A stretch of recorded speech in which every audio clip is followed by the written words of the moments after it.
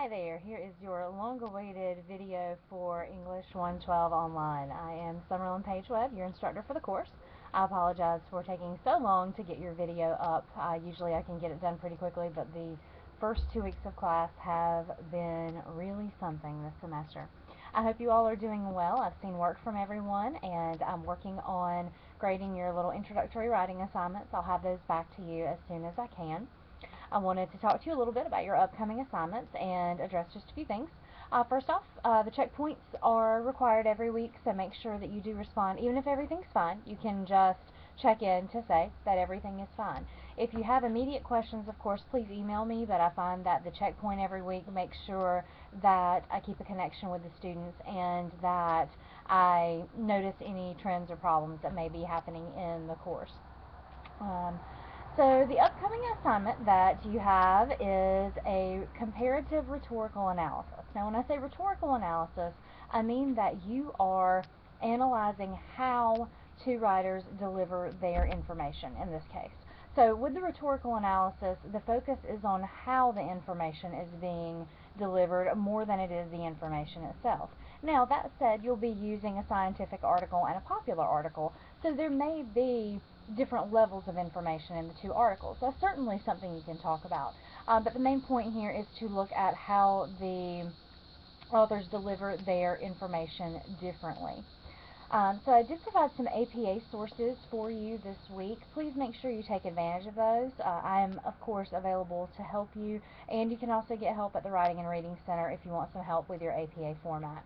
We'll spend the first 2/3 of the course using APA, and then we'll switch back over to MLA toward the end of the course, because for those of you moving on to a 200 level English course, you'll be using MLA then, and so that way it'll still be pretty fresh for you. Let's see, let me take a look at my list and make sure that I cover everything. So I know that you all have had to do quite a bit of reading for the class. With your articles, of course, you'll also be doing critical reading. You'll be looking at not just what is being said, but how it's being said, like I discussed with the rhetorical analysis.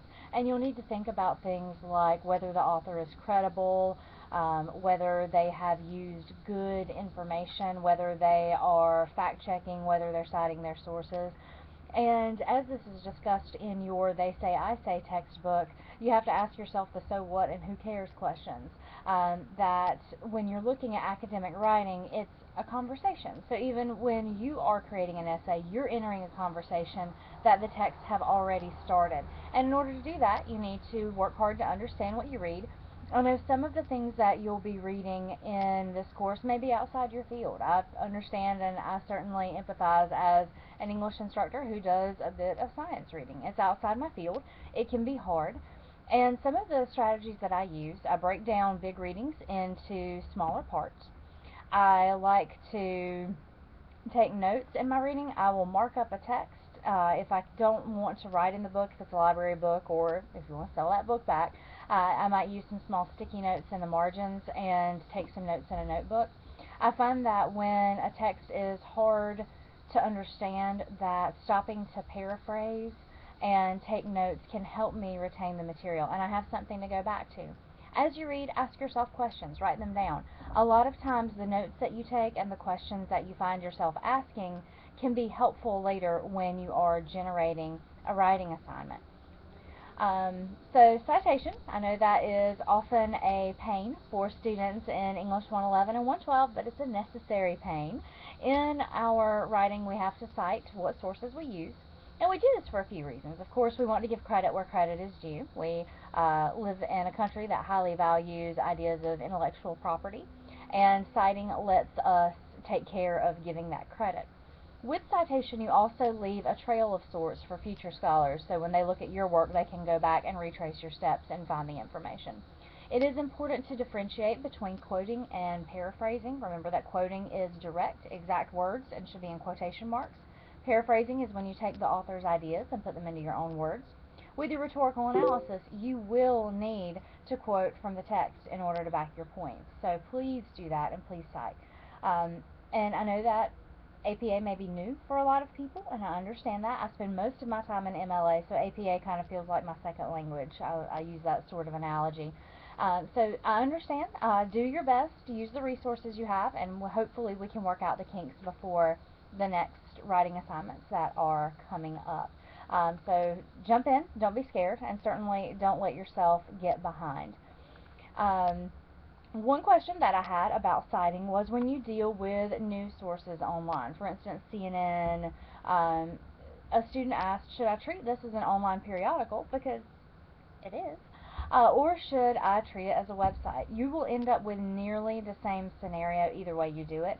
Most students opt to treat online news sources as websites unless they are newspapers or magazines that are available online. So you should be fine with either one. If I find that that's an error, I'll come back and correct it, but it should be fine, especially for the purposes of this assignment. So remember to cite, remember to focus on how the writers are getting their information across. And to review, I will get your writing assignments back to you as quickly as I can. I'm a little bit behind already, which is unfortunate, but I am working on it. If you have questions in the meantime, contact me. Also, remember you can use a set of articles that you pick out yourself. You don't have to use articles that I posted. You're welcome to go out and find your own. I just provided that as a courtesy for students who weren't quite ready to jump in to research at this stage of the game. I hope that you all have a good weekend and a great week coming up, and I look forward to seeing more writing from you. And as issues come up, I will post some more videos. I'll try to get one up once a week for you, and some weeks there will be more, especially as questions come in. If you have questions, as always, please get in touch. Also remember, if you are a student who takes some classes on campus, I am on campus, and I'm glad to meet with you in person if you ever want to do that or need help one-on-one. So take care, have a good weekend, and I will be back with another video soon.